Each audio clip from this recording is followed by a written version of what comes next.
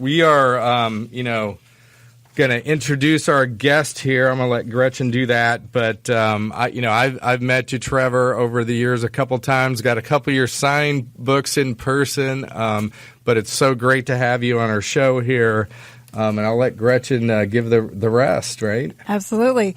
Our guest tonight has been on the front line fighting socialism, communism, Marxism, terrorism, and the threats from the radical left for 3 decades, particularly focused on the threats from within. He's an internationally recognized author, speaker, researcher, filmmaker, and more. His books include The Enemies Within, White House Reds, Enemies Within the Church, and more. He's host of the podcast Trevor Loudon Reports. Welcome to the show, Trevor Loudon. Thank you for being on with us and for your excellent work. Well, thanks so much, Gretchen, and great to meet you, and a big shout out to Jim there and the audience. Thank you. Let's start with why this matters. The younger voters today maybe don't understand the threat of communism. They've been indoctrinated by the communists in the school system that it isn't so bad. So let's start there. Tell us why this topic of communism, socialism, their infiltration, why does this matter? And is this the same communism we worried about years ago, or is this something new, and is it harmless? Well, look, the communism has morphed, and that's why a lot of people get confused when you say America is getting very communist now, because they think of, the Brezhnev era tanks rolling through Moscow and third world revolutions and nuclear weapons. That's what they think communism is. But now communism is a transgender movement. It's a radical environmental movement. It's the open borders movement. It's Democratic Socialists of America winning seats in Congress. It's wokeness, the woke church, the woke Hollywood, woke sport. All of that is communist influence in America today. So America is the only country in the world where man's rights come from God. And the government is there to protect those rights and no more. And so that's what made America unique. That's what allowed people to get out and buy property and start businesses and build churches and great universities and turn America into the richest, most powerful country the world has ever seen. All of that goes away under communism. Because that completely destroys the human spirit. It takes away all choice, all personal responsibility, and everybody becomes a victim, everybody becomes a slave.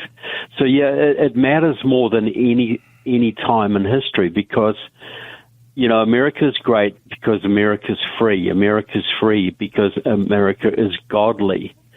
Communism is the enemy of all of that. It's every ugly thing. It's jealousy, pettiness, resentment, the destruction of freedom of speech, the destruction of a free economy, and the destruction of freedom and liberty. It's basically diabolical.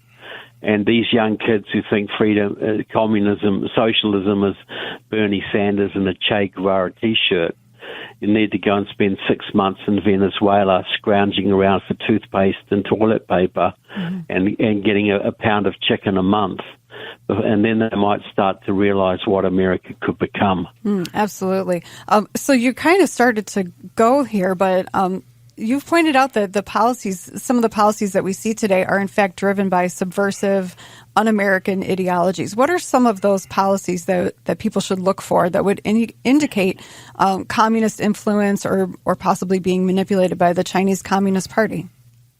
Yeah, well, look, Black Lives Matter. That was a Chinese communist operation.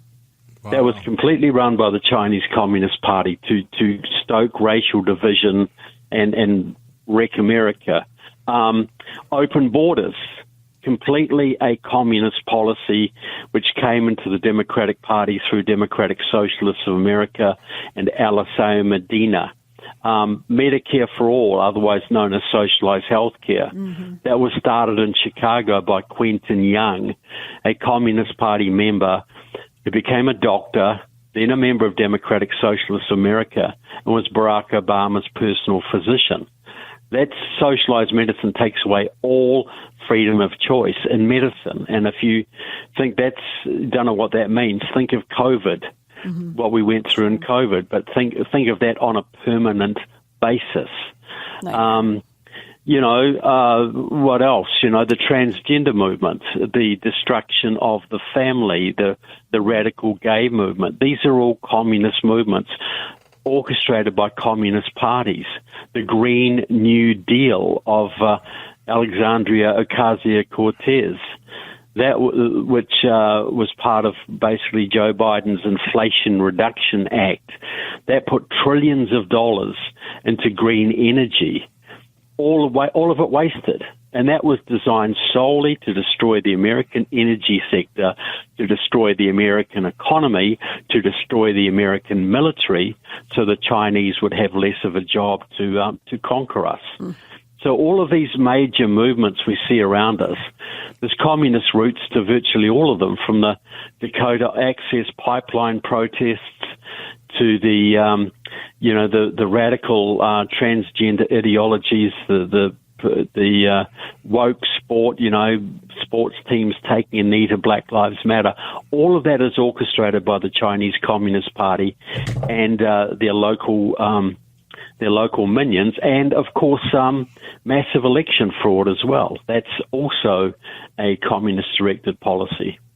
Yes, it's very interesting, Trevor. So you talked about energy and a whole bunch of stuff that I want to get into, but energy. So in Illinois, the Illinois Democrats over the last 15 to 20 years have shut down 23 power plants in Illinois, mostly to no fanfare, no one complaining about it, while their prices go up right here in Illinois. And they have plans to shut down all of the remaining traditional power plant production facilities, including nuclear. They've tried that, but unfortunately unfortunately for their plan, but fortunately for us, they get too much pushback on the nuclear so far. But if they can get away with they're going to shut them down too. They're taking up tens of thousands of acres, which will be hundreds of thousands into the millions, where they want to plow down our fields and put up solar panel plants, data centers, all this other stuff on our farmland. So those are things I'm totally against on that perspective. But I mean, it just it kind of, you've kind of wrapped it in how these people are doing these things, and they've been doing them here in Illinois. It's not like it. It's not just their plan. They've actually been doing it for 20, 30 years. They've been in charge of the state. They've been taking us under. Go ahead. I just want to add a point there. Well, we've got to understand that this isn't just misguided environmental policies. The environmental movement is run by communists. Their goal is to destroy the American free market system, destroy the American economy, and destroy America's ability to defend itself. This is all to the advantage of our foreign enemies. This is deliberate policy. This isn't just misguided greenies. You scratch a greenie, you'll find a red in virtually every case. There you go. So we're coming up on the end of this segment. So I want to talk about your book. My producer made me aware of your House Un-Americans, and in part 3, it features none other than my opponent, Representative Lauren Underwood, or as I refer to her often, Misinformation, Miss Underwood, or Lion Lauren, whatever you choose. It ties her very closely to the Communist Party USA affiliated groups, and a couple of those things I'm just going to throw out there, and you can take us into a deep dive next segment. Communist Party USA National Chairman John Bachtel worked on her campaign first time around. CPUSA National Committee member Terry Albano canvassed for Vice Chair Judith LeBlanc. All kinds of folks. All right, well, we have to take a break, but we'll be back with more with Trevor Loudon and more celebrating life, liberty, and the pursuit of happiness with Jim Martyr when we return on AM 560, The Answer.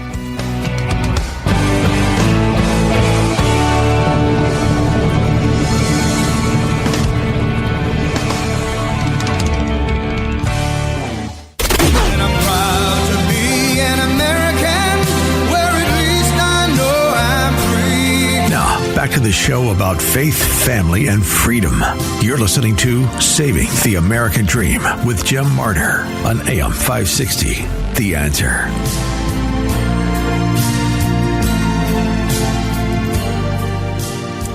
So we are back. We've been talking to our very special guest, Trevor Loudon, and, let's get into it. So my opponent, left of the squad, radical as you get, total commie Democrat, Lauren Underwood, Representative Lauren Underwood. I've been attending her town halls, by the way, and done direct live rebuttals. You can find those on my social media at Martyr for Congress, and we're going to do a lot more about that. Those were just the quick off-the-cuff rebuttals. But Trevor, tell us about her. You've done a whole chapter on her.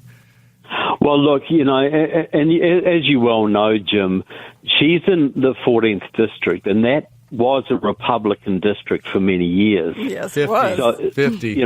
So 50 it's not years. a hard blue district. So she has got to play the moderate game, right? She's got to pretend to be a moderate Democrat to try and keep her seat. If the people of the district knew how communist she was, she wouldn't have a prayer. So she hasn't joined the Congressional Progressive Caucus, but she votes even to the left of most of the squad members. The voting record is about 2% conservative. Whereas it's way AOC and Rashida Tlaib have more conservative voting records than she does. But she was elected with the help of both Democratic Socialists of America and the Communist Party USA and Indivisible, which is basically a front for Democratic Socialists of America. And she has voted in the House against resolutions condemning socialism and against resolutions on investigating China, meaning she has defended China in the House on many occasions and voted against condemning socialism. But the key thing is her district is very much on the radar of the radical left, the Communist Party, the DSA, etc., because they want to keep Illinois very, very blue. And that's a district that could be fairly easily flipped back red. So they put a lot of time and effort into her campaigns, but under the radar as much as possible. They don't want to associate her with DSA like, Ocasio-Cortez and Rashida Tlaib and Milat Kiros and all these others that have been elected around the country. But she's as bad or worse than they are. She is a former Obama administration official, very much on board with the Palestinian cause, very radical in that point of view. There is nothing moderate about that woman, but she has cultivated a relatively moderate image to suit her district for no other reason than that. Wow. Yeah. That is a ton of communist connections. So I'm really... Well, as you say, John Bechtel, the chairman of the Communist Party, campaigned for her on the ground. His former wife, Terry Albano, of the National Committee of the Communist Party, campaigned for her. There's photographs of them on Lauren's Facebook page, proudly with Terry Albano, one of the most senior communists in the country. Yeah, and Barack Hussein Obama as well, right? Well, that's right. She was part of his administration. She is also very much part of the Kamala Harris crew. Kamala Harris, who is a Maoist pro-Chinese communist, has a little stable of mainly black and Latino female candidates that she is running around the country, and Lauren is part of that. And I exposed Kamala Harris's deep communist roots in my book, Stealth, Kamala Harris's Communist Roots, 450 pages of her and Tim Walz's pro-Chinese communism, going back to when she was in the cradle, when she was in the pushchair. Her parents were both Maoists, both communists. And so Lauren Underwood is part of this group. She was also endorsed by Collective PAC, which is also endorses black radical candidates, and she is part of their stable as well. So everywhere you look around her, there's hardcore radicalism, hardcore Marxism. Yeah, I mean, this is just fascinating to me, all of her connections, right? The reality with her is, like you just said, it's like the image she's portrayed, what the media promotes. Like right now in a campaign, they don't cover me. They don't announce when I have a town hall. Hers are all covered. And then you've got in the district, you've got the media that covers anything, covers us at none at all, right? And Lauren Underwood with big checks running around the district. I gave $1 billion here and $500,000 there and 50,000 there, popping up all over the place. But it's, to me, it's very fascinating that they don't talk about who she really is or what she really says. And by the way, at these town halls, she's saying it. I mean, but there are some of her true believers in those rooms that are very angry with her. They're angry with her because she won't say she will support the bill for full-on socialist government takeover healthcare, right? She won't say that. She won't she voted on the Massey Amendment to which didn't pass and didn't get included, but that was a political vote for her. But then she voted to fund certain departments that included funding for Israel. And one of her true believers was taking her to task. They were very angry at her about that stuff. Very interesting. Well, that's it. But she has to she believes in all that stuff, that left-wing stuff. Yes, she does. But it's her district. If she was running in downtown Chicago or a very blue district, she would be more radical than Delia Ramirez or Danny Davis or Shui Garcia or Jan Schakowsky. She is more radical than them, but her district is more moderate. That's why she has to be careful. Yeah. Other groups like Liberation Road, that's a pro-communist China group. How is she connected to that? I mean, is she part of that? What's going on with that? Not. Well, she is. They ran Black Lives Matter for the Chinese, and she was very much a supporter of that. Very much a supporter of Black Lives Matter, but she has other connections there as well. And I'd say she's more close to that organization than probably to the Communist Party. But because she has promoted China quite heavily. She has helped China with her votes in the Congress. So, yeah, she moves in the sort of more the Maoist camp than anything. But she's very careful about making her connections too evident. You have to do a little bit of digging to uncover them, but they are there.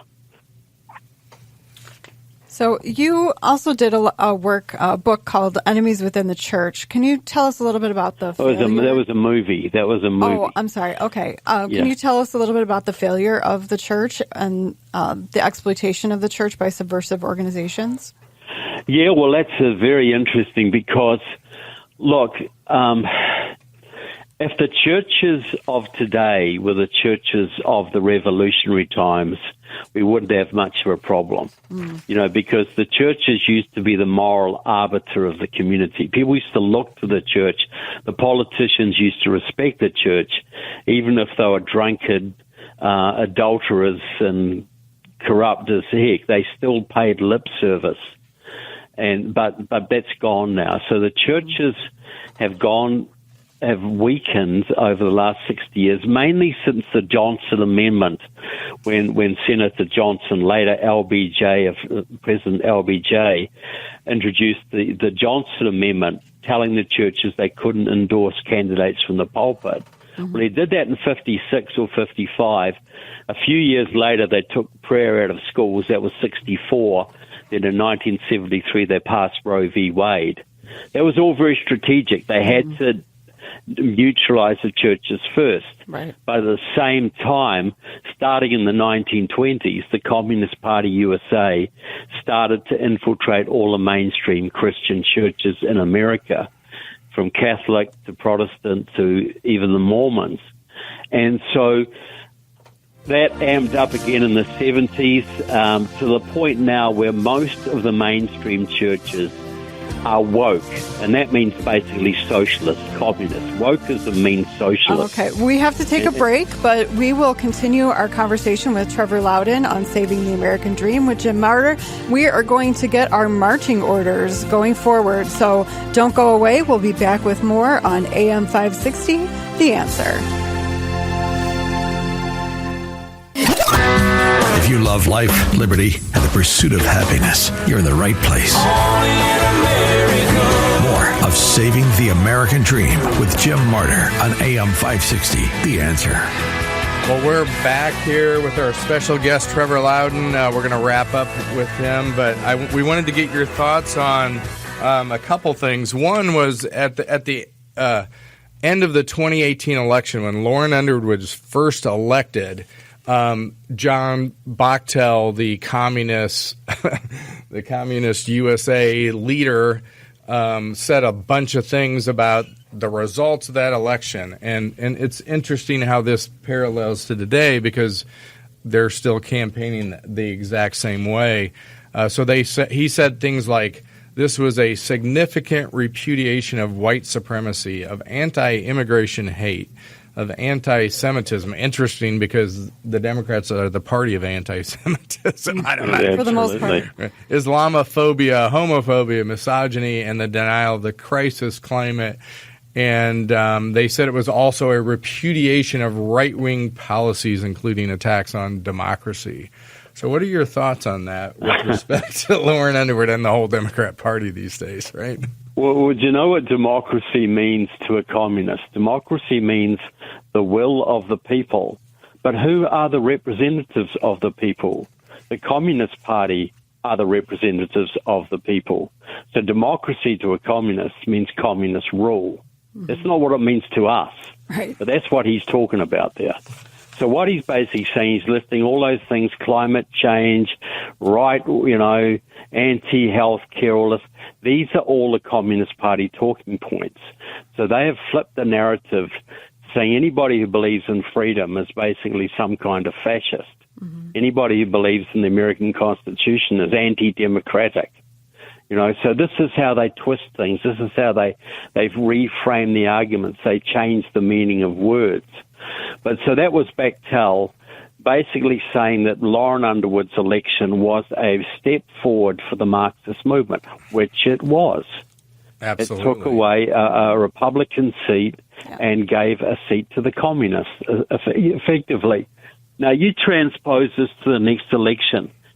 If the Republicans lose the midterms, Trump is going to be impeached for the next 2 years. He's going to be a lame duck president. Then you will probably have a Democrat president in 2028. Now, they've already said they're going to pack the Supreme Court. They're going to put a whole lot of leftists on the Supreme Court. They're going to get rid of the Electoral College, which means all the power will go to Chicago, Los Angeles, and New York. They will make Puerto Rico and Washington, D.C. into states, which means 4 more hard left-wing senators. They're going to, and they will come after their enemies. They will also reopen the borders and flood the country with even more illegals who they will then make them citizens, and they will vote 90% Democrat. If the Democrats win in 2028, it'll be impossible to defeat them going forward. This will be on the way to Venezuela. So I think you talked about marching orders. Look, anybody listening to this should be signing up for Jim's campaign right now. And I'm not getting paid for this, am I, Jim? I'm you are not at all. Nothing. But I've watched Jim campaign for years. I've watched. He's a consistent constitutionalist, a true conservative patriot. Mm-hmm. To flip that 14th district back to Republican control with Jim as a representative would be a massive lift for the freedom movement in Illinois, and it would give Trump a greater chance of holding the House in the midterms. And this is a winnable seat. Lauren Underwood is a lot more vulnerable than people think because there's a real tide going against the radical left in the Democratic Party right now. People are waking up to it. And if you can tie Lauren Underwood into that, she'll become very, very vulnerable indeed. So what can we do in the short term? You get behind Jim. You send money, you get in the volunteer team, you knock doors, because that's a winnable seat. In the long term, we have to push our government to actually start getting very, very serious about investigating the communist threat in our midst. Now, Trump is already doing some of this. He's holding hearings. He's subpoenaing people, or his Justice Department is, which is all good.